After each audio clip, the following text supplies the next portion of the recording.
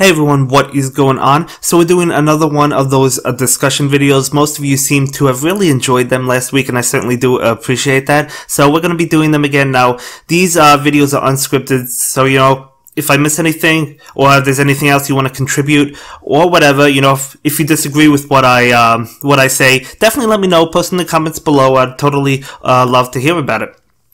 So, we're gonna begin with the daily Pokemon. Now, there's always daily Pokemon every week, so nothing, too exciting. You usually should just, play them once a day, and, just to get the 200 coins. But Tropius is this week, and a lot of you like to farm Tropius. I've done it a little bit. You usually can get, I would say, between 300 and 500 coins. Usually it's better than Meowth grinding, just because I think it's a little bit more consistent. Correct me if I'm wrong, but, you could use Pokemon like Breloom, which has Rock Break plus, or Rock Break plus Pokemon to get rid of all the rocks and get the coins to drop. I know you guys know that, so that's really, the highlight of these daily stages. So you definitely want to go ahead and, farm that if you want to. I mean, if you may be low on coins, you could do that over Meowth if Meowth gets a little bit tedious. That's another reason some people prefer Tropius, because Meowth does get a little bit tedious. Survival mode, I guess, could get tedious as well, so you could definitely go ahead and do that. I won't be doing it this week, but yeah, if you want to grind coins, you could definitely go ahead and do that when it begins next week. So moving on, we have yet another once a day challenge, Landorus Incarnate, so it's back. Now you could play it every single day, which you should, and it could drop a Mega Speed Up. Now it has a very low chance of dropping a Mega Speed Up, so you might as well do it. Why not? Why not? It's every single day. You get 200 coins per day for playing it. It's not just once. It is every time you play it, so there's really no reason not to do it. It does cost you 1 heart, so I would definitely do it. You can skill swap Landorus to Ground Forces. Now, Ground Forces, I guess Ground Forces is not bad, and Landorus is definitely better than Donphan. It does take a lot of Raise Max levels, but, we kind of don't use, those combo multipliers besides, like, Typeless Combo and Pyre and maybe Sinister Power occasionally. I don't think I've ever used Ground Forces, but Ground Forces is definitely good. There's a lot of good ground types, but the thing is, you're also not going to be able to farm this, so it's only as it drops, like, it's only like once a day, basically, for like a week, and then you're never going to see Landorus. Well, you'll see it again, but you're not going to be able to max it out, so you might prefer to skip this one. Well, not skip it because you're going to be playing it every day, but you might not feel like it's worth using a skill swapper on. I've never skill swapped mine, but if you want a perfect Ground Forces, I would say Landorus is definitely the way to go, considering you're not going to farm Donphan because it has a really awful drop rate. I shouldn't say you're not going to, but I wouldn't recommend doing it anyway. So yeah, and I think I mentioned it, but it does drop, or it can drop a Raise Max level and personalize skill boosters. So, moving on, we have an old friend, Keldeo, the original form, or ordinary form, I think it's called. It does have Flash Mob. I think that's its original ability, or you have to skill swap it. I don't know, guys, but either way, I have used Keldeo with Flash Mob in survival mode before they added survival mode 2.0, so it did come in handy. It definitely helped out a lot. Obviously, I farmed survival mode quite a bit. That's how I got max experience boost to large, so in the past, it was definitely good, but now it's totally outclassed. I don't recommend, investing in a Flash Mob Pokemon, not just Keldeo, but any Pokemon in general. I just don't think Flash Mob is worth it. Yes, it could definitely help you, depending on where you are in the game, and it's not expensive, but personally, I don't think it's worth it. I think there's better options, especially this week. Yeah, personally, I mean, if there's nothing else going on this week, I would say if you want to, you could totally do it, especially if you want to, maybe advance more in the main stages, but, I just would pass on this one. I mean, catch it if you don't have it, because Keldeo is a mythical Pokemon, and it's really cool. It is a really nice legendary. I love this Pokemon. I love both of its forms, so I would totally recommend catching it. It's not too difficult, so you should be able to beat it. It was one of the earlier events in Shuffle, so it doesn't have a lot of HP, so that's a good thing. So definitely go ahead and pick that one up, but don't farm it. That's basically what I am trying to say. So, the next one we have Wobbuffet Female. Now, I know all of you know this used to be once a day, not once a day, this used to be a Triumph item stage, my bad. Wobbuffet and Wobbuffet female, but the female one is the one available for this week. Now, I know all of you guys have this, or at least most of you. Well, maybe not, because I think this was only available like once or twice or something, so maybe you did miss it, I don't know. But if you're new to the game, then you don't have it, so I would totally catch it, because I don't know how this stage is, but the try item stage was easy. Well, you could use items, so I'm assuming this one is probably going to be the same. I don't think it's going to be difficult, even though you can't well, you can use items, but they're not free. You know, you shouldn't use items. You should be able to handle this one. So definitely pick up Wobbuffet female. Why not? Totally worth it, totally worth just picking up, even though it's one that you're never going to use because it's not really good. You know, even like mid-game or early game, I just think there's better options than this Pokemon, and that basically goes for most of the item stage Pokemon, you know, so definitely don't farm Wobbuffet female, but it is cool to have it as an option, to have these item stage Pokemon as farmable ones. So yeah, moving on, we have Kabutops, and Kabutops is another Pokemon that I wanted to farm, I think, before like the shot abilities came out, before they existed, but you know, now it's outclassed. It's not really good anymore. So Kabutops, definitely another stage that you don't want to farm. Totally better options for you. I would totally skip Kabutops, but I mean, it's just like all the other stages. Catch it if you're a completionist, but it's a stage that I really don't see you investing in, and I don't personally think that it's worth it.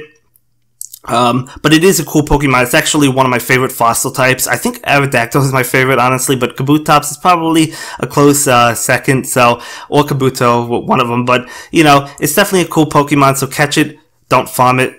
That's basically what I am trying to say, yes. So, yeah, that's all for Kabutops. So moving on, we have Slacking. Now, Slacking has Risk Taker. Risk Taker did get outclassed when the shot abilities came into existence. It's still good, so it's not a bad ability, but this is a normal type, so it's totally not worth it, guys. And I think the stage is a little bit bulky, so I think the HP is up there on the ladder, so I wouldn't farm this one either. You know, another stage we shouldn't farm, so that's pretty good. I mean, none of the stages you really want to farm at this point in the game, at least this week. There's more coming up that are going to be good, but Slacking is not one of them. Yeah, it's really not a good Pokemon that you're really going to get a whole lot of use out of. You know, I mean, I've said Hammering Streak and Shout Out are good, even on normal types. They're not great like others, but they are good, and they're worth farming. I totally get. If you wanted to farm like Winking Blissey, I get it. But this is a Pokemon that I would totally not farm. You don't want Risk Taker at all.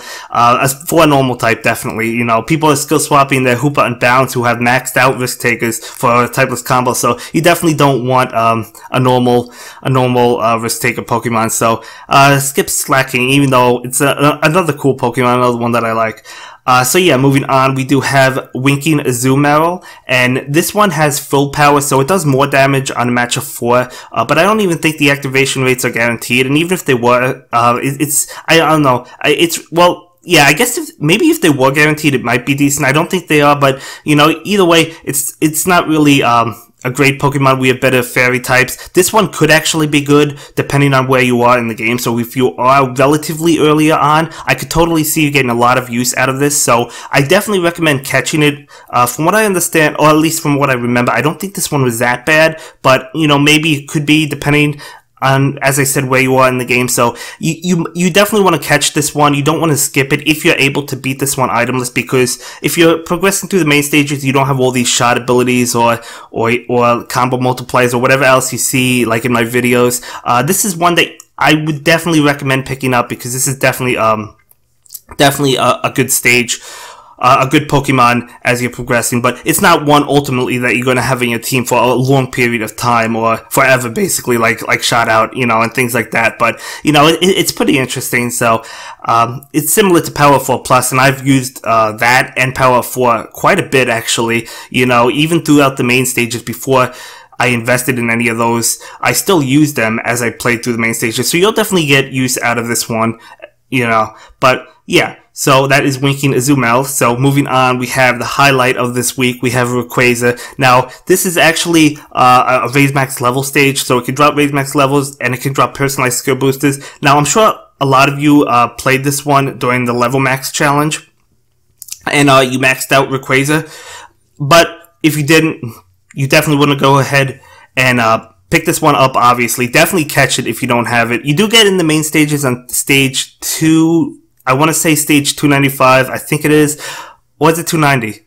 I think it's 295. But either way, so even if you don't catch it, you're still going to get it at some point in the game. But I would totally recommend catching this one because it's probably easier to beat. It has to be easier to beat. And all of them are always easier to beat if they have main stages or whatever. So you definitely want to catch this, and you want to farm it as much as you can. But skill swap it to Shoutout, of course, because you guys know how good Shoutout is. So it's an amazing Pokemon. It's an amazing ability. It's an amazing stage. You could also get raise max levels, as I said, as you continue to farm it, which is just, you know, gravy on top of the mashed potatoes. You know, you definitely want this Pokemon as high as you can go. You know, you might not be able to max it out fully. I'm assuming this one costs coins. I'm actually not 100% on that, but because it is a raise max level stage, I'm assuming it costs coins. So, you know, just do what you can. Even if you only get it up to like skill level 2, you know, I mean, at some point in the future, you might want to consider investing in it or farming in it when it returns, and it just costs you less at that point. So definitely pick it up. It's definitely the highlight, as I said, of this week. The best stage. It's not going to be a stage that I play or that a lot of people who farmed the level max challenge played, because we have it. So I don't think we're going to play just for raise max levels. I certainly am not. But it's definitely one that you want to play. I can't stress it enough, guys. It's like I want to stay on this Pokemon. I just want to keep on telling you how good it is. But time to move on. Time to move on. Time to move on. So next up, we have second to last, Tapu Fini. Now, Tapu Fini can be skill swapped to typeless combo. I remember last time I tried this one itemless, I was not able to beat it. It has a load of HP. It's only a 4 Pokemon stage. It's not a 5 Pokemon stage. So, you know, some people might consider it easier, but it has even more HP because of that. So, you know, I believe this one is possible itemless if you want to farm it for typeless combo. It is definitely good, so I'm not going to tell you not to do it. But, you know, if you're able to consistently beat it, if you're like an advanced endgame player, you could definitely farm this one. Obviously, skill swap it for typeless combo. It's definitely a good option. I mean, a water typeless combo, you know, you can never complain about having that. You know, you can't complain about having too many typeless combo Pokemon, right? So if you could do that, totally recommend it. If you can't beat it itemless, maybe you're earlier on, maybe you're a mid-game player, even if you're an endgame player like myself and you can't beat this itemless, I would still recommend catching it. So it's you know what? It depends how many coins you have. If you have max coins or close to max coins, or at least a lot of coins, I would totally recommend a full item attempt on this one, because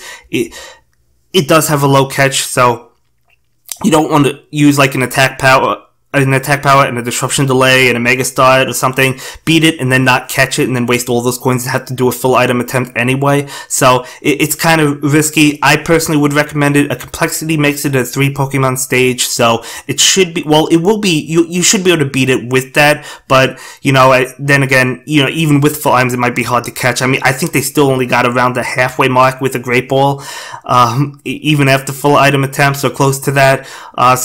Yeah, from what I understand, or from what I remember, not a good catch rate, but it is a good Pokemon. If you don't really have the coins, or you don't really feel like risking them or whatever, I totally get it. You could pass on this one, because yes, it's good with typeless combo, but in theory, you technically don't need it, because there's other Pokemon that have typeless combo. So if you have one of them, you're good. You'll get one of them in the main stages, Hoop and Bound, so you could totally skill swap that. I'm just talking about if you're like early, you know, maybe mid-game, earlier player, and you know, yeah, that's basically what I'm trying to say. It is a good Pokemon though, so obviously you do want to catch it if you can, but yeah, so that is Tapu Fini. Have a lot of caution, you know, move slowly on that stage, think about it for a little bit, and hopefully you should be good to go on that stage, but it is going to be tough. I will have a video of all these stages, but even Tapu Fini, I will try it again, item list, to see if I can beat it, but I don't know, we'll have to see. But anyway, moving on, now we have, last but not least, we have the Kiran Escalation. So it's really cool that Kiran is back. Kiran, the Pokemon itself, isn't good. It has power of 5 plus.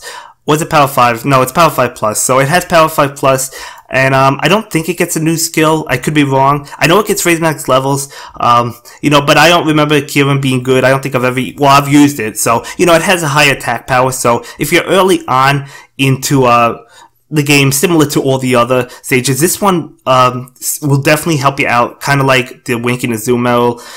Definitely help you out, but you're going to replace this one at some point moving forward, but it will help you out as you play through the main stages with the attack power. It certainly helped me out. You know, this is one of the earlier, I think this might actually be the very first escalation I've ever done, or the second one or something, and it's definitely helped me out a lot. You know, obviously I've since replaced it with a bunch of other better Pokemon, but you'll be able to use this one, and, you know, even if you're very early into the game, you'll be able to catch this, because it's an escalation. You guys know how it works. You just keep on going up levels, and the early levels are super easy. Eventually you'll catch it, you know, and then you could stop. If you want, you can continue for the rewards. You know, escalations are always good.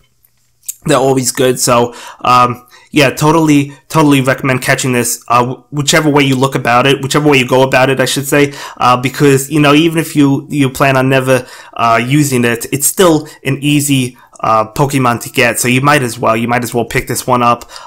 You know, they don't update the game anymore, so it's not going to get like a really good overpowered skill, so it probably won't be good anymore, you know. But as I said though, as you're progressing through the main stages, you don't have the shot abilities, you don't have any maxed Pokemon. This one will definitely help you out in some special stages and as you play through the main stages, so you definitely do want to pick it up because it is easy. So yeah, so the highlights I would say is the Kiran Escalation, Tapu Fini, Rayquaza, and arguably Winking Azumarill, just because, as I said, it will help you out. You know, but, you know, Landorus might be hard to catch, or hard to beat, I should say, if you're early on. It was definitely hard for me. Yeah, it was definitely hard for me way back in the day, but, you know, I think I had to use items actually to catch it, and that was risky because it was once a day. But, you know, yeah, that's it for the events for next week. Which one are you most excited about? Post in the comments below. For me, there's really not a whole lot that I'm super excited for. I would probably say Tapu Fini, just because if I'm able to beat it itemless, I might farm it a little bit up to skill level 3, maybe. We'll have to see. We'll have to see how many, you know, coins I have, how many, if it takes hearts. I don't even know if it takes hearts or not. I'll find all that out for next week, and I'll let you all know if each Pokemon takes hearts or coins, and I'll do that for next week, next week's discussion video. So, you know, thanks a lot for watching, guys. I really appreciate it, and I will definitely see you in the next one. And I am going to have the UX videos back soon. I know it's been like a month, you know, since I've been doing them. I do apologize for that, but I will definitely have them back for those that enjoy them. And I am going to be doing other shuffle content soon, you know. So yeah, I'll see you in the next one. Bye.